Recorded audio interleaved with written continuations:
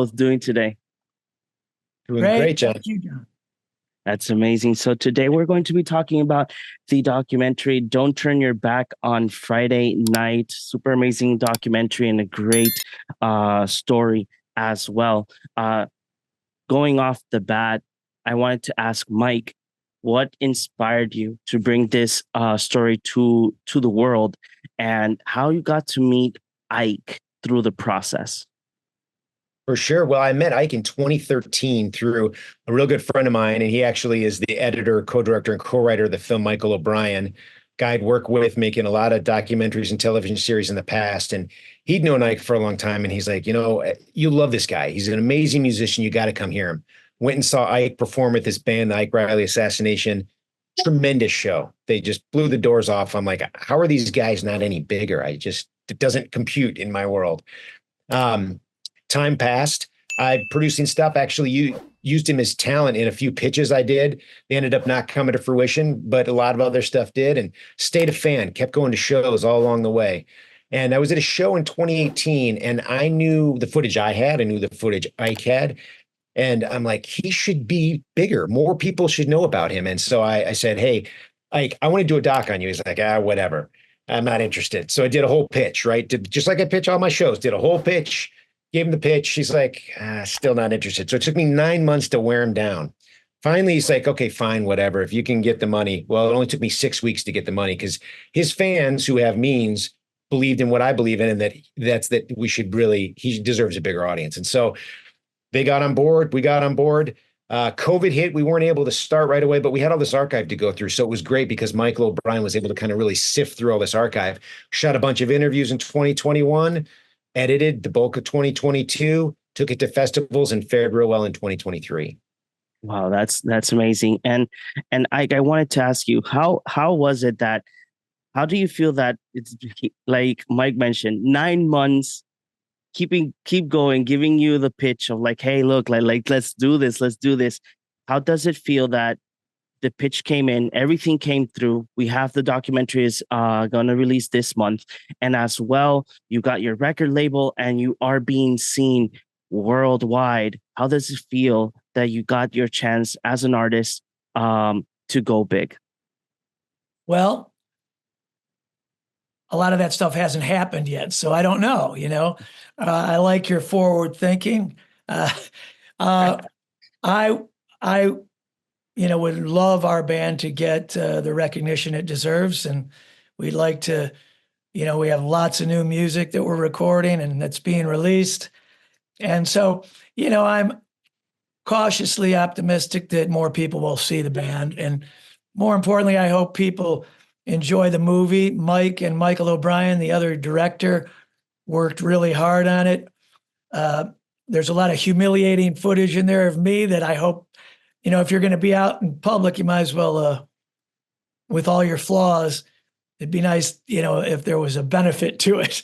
And I think there will be. I mean, so, we're prepared for the worst. We're hoping for the best and prepared for the worst, But in the fact of like how social media is and everything, I would like to get the feedback from both of you. I imagine that the trailer has been out and everything.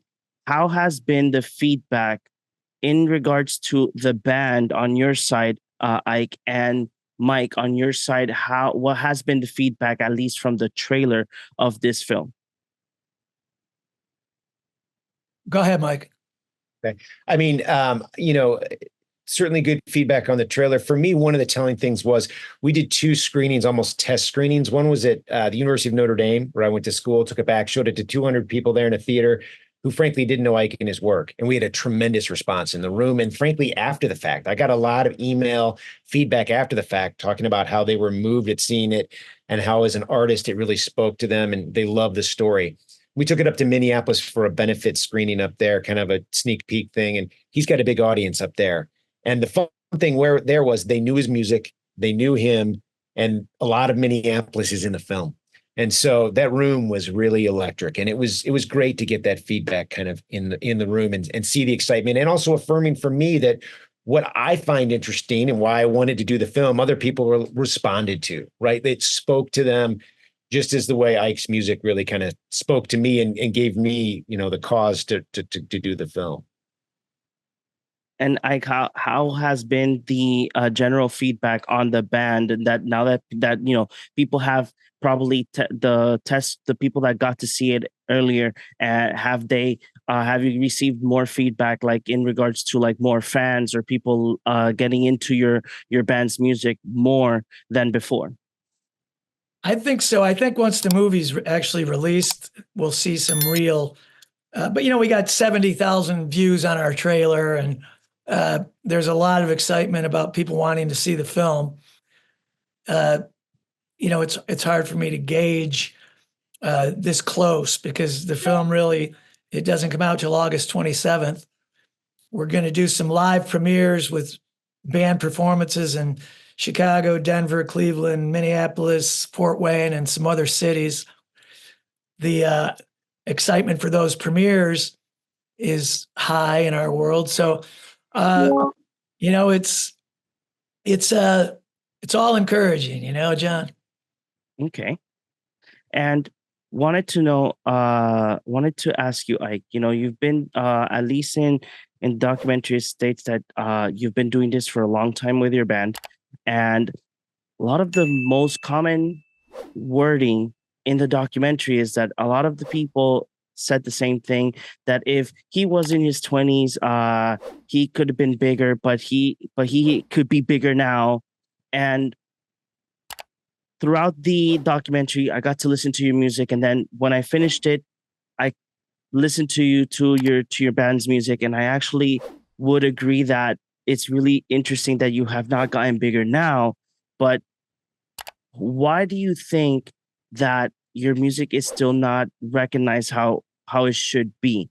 Being the fact that we're in the generation of social media and online outlets. I'm not alone as an artist that hasn't been recognized. Or, I mean, you could make a case that I'm probably as successful as 90% of the people that have ever picked up a guitar, more successful. We're just not as successful as the top 10%, maybe. But, you could look at general, alcohol could have played a part in it, lack of ambition in the wrong direction. I spend most of my time trying to create great music and great recordings. I spend a lot of time trying to keep my band happy and on the road. And sometimes the promotion on social media and in the other platforms, fall by the wayside. I mean, I can't answer your question. I can only say that if you were to gauge success by longevity, fulfillment, and the output of art you're not ashamed of, we are successful.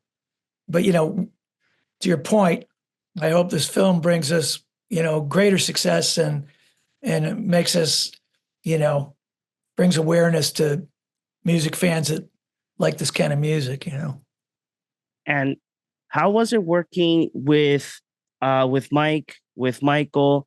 How was that experience? And I would like to have both of you pitch in this question. How was it the experience of being like behind Ike, behind his journey, and behind his band? How was that journey, and how was the interactions between all of you? Go ahead, Michael. Well, there's a line in one of Ike's songs where he says, "I came here as a faker and I leave here as a fan." So I actually the opposite. I say I come in as a fan and I leave here as a faker. I'm a documentarian, everybody. I'm a fan, right? Like at the heart of it, I like his music a lot, and I've gotten to know Ike, his family, the entire band, and a lot of the other folks in there throughout the entire process. And the more, and that's why I wanted to make this film, because I knew them from the jump. And the more you know them, the more charismatic, likable, relatable, and at the same time, kind of aspirational they are. And so, I knew we had good source material that we were going after. And I think it really showed on the screen. I think that we were able to really be authentic. And it's real. I mean, I guess I've been doing this for so long. I can tell you, I know how to make television and how to manufacture documentaries and shows and all of that. This is authentic and real. And that was one of the things I really knew, if we could capture the authenticity that Ike has as a person, as an artist, that we would have something really special. And I'm proud to say I feel like we've achieved that. And how about for yourself, Ike? Because I imagine having cameras like behind you on stage or off stage and around your family. Not everyone is like in the liking of that, but how was your experience with Mike and Michael, having them around on all this journey while on stage and off stage? It became very comfortable. There's a field director named Peter Schneider that was on the film. He was with us a lot, and he proved to be almost invisible, you know. So it made it, you know, at first it's weird, you know, you're singing and there's a camera right here, but it goes away and you kind of forget about it. And you have to have I think a filmmaker, not just Mike, but a photographer that has that ability to disappear and has a personality that is, you know, uh, unobtrusive, you know. So we got used to it, you know. We got so used to it that we were more comfortable around the camera than I wish people would get to see, you know. And I have a quick question for Ike, because during the documentary there is a section that you guys are I think like recording a song, and I got to see in one of the shots that I imagine, I don't know, correct me if I'm wrong, were you guys recording on tape? Absolutely. So you record your music on tape still to this day? You damn right, man. Oh, okay. We record the basic tracks onto 2-inch tape. You know, I overdub, you know, vocals and stuff on Pro Tools.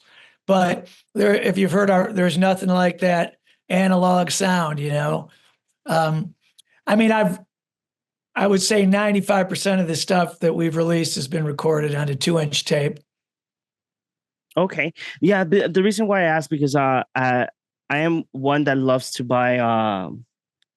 to buy, gear. yeah, exactly, yes. So, you know, I recently moved to a house, and I still haven't brought like my vinyls and my record player still, because we're still decorating the house and whatnot. But you know, having that feel of like that technology is still being used, it's just amazing. So I was like mesmerized when I saw it. And going off to that, this would be something for a question for both of you. Was there any moment while filming that you both take to heart as a memory? Mike, you can go ahead. I mean, there's a whole lot I would say I would take to heart as memory. You know, I mean, it's like it's tough to pick one moment. One thing I think that was great. I love when they play the show at First Avenue with the entire family. We have them going up there. We have them prepping beforehand. We have them playing after the fact. Pete was able to follow them into the house, just one camera, and they're in the house. And Ike's talking to Kara, his wife, telling him what happened, and like Shane's walking in and out. Adam Cryer, who's you know on keyboards, is there. You know, Kevin, one of the sons, walks through without his shirt on, and it's like they're just talking about what happened. And Ike is so proud of the boys and of Kevin, and it's genuine, and Kara is too. And it really, like, it's real. The conversation is real between some parents who are talking about their kids. They're genuinely excited. She's proud. She's giving Shane some compliments. He like kind of doesn't really take the compliments, even though you know they're. And I just like, this is real. Like, this is so real. And from a documentary perspective, when you can capture that, it's rare, right? Like, and to me, it kind of just summed up so much of who Ike and the family are. And how about for yourself? Like, is there any moment while you were on this production that you keep as a memory, because it's something that just, you know, it maintains there and you keep remembering it because it's something special? The footage of the band and and my boys all on tour together. There's like a little montage near near the end of the film. It was such a trip to go on tour for the first time with this band who saw my boys grow up, welcome them into the band. Now we're all post-show partying in hotel rooms together, and the camaraderie was great. The response to people that realized this is a weird, greasy-ass band. Now it's got these young dudes in it. What's going on here? This multi-generational, kind of rock and roll review. So when I look at that section, I just think, man, that was a really, I look back at it with warmth, but I also look at it as a stepping stone to what we're doing now. Yeah, that's amazing. And this would be my final question for both of you. If you could describe the film Don't Turn Your Back on Friday Night with one word, what would it be? Mike, go ahead. I mean, mine would be authentic. And I know that that's, might sound trite, but it's totally true. It's authentic. The film's authentic. The artist is authentic. It's an authentic film. And I guess I would just quick reminder, August 27th, TV platforms everywhere. It's available for pre-order on Apple TV Plus right now. And how about for yourself, Ike? What would be that word? Well, that's a tough question. I don't know if I can say one word, but I think it's a very one of a kind story in some sense. It's unique. I mean, there are other people that are artists, but that have not gotten the notoriety they deserve. I think this. Well, I'll be partially facetious, humiliating. Yeah, I gotta say, I when that film comes out, I do have high hopes that everybody's gonna love Ike's band. They're gonna enjoy the film, because again, like Mike said, this is authentic. You don't see this that much in documentaries. Most documentaries are just a lot of editing and little story, but this one has a little bit of everything. It has editing. It has an amazing story, and this should be brought to the world. So on on all of our viewers right here, we're gonna have all that information down below. So Mike and I thank you very much for giving us the time to talk about the film. Thank you for your preparedness and passion. I really appreciate it. No, John, thank you. I appreciate you watching the film too, and the kind words. That means a lot.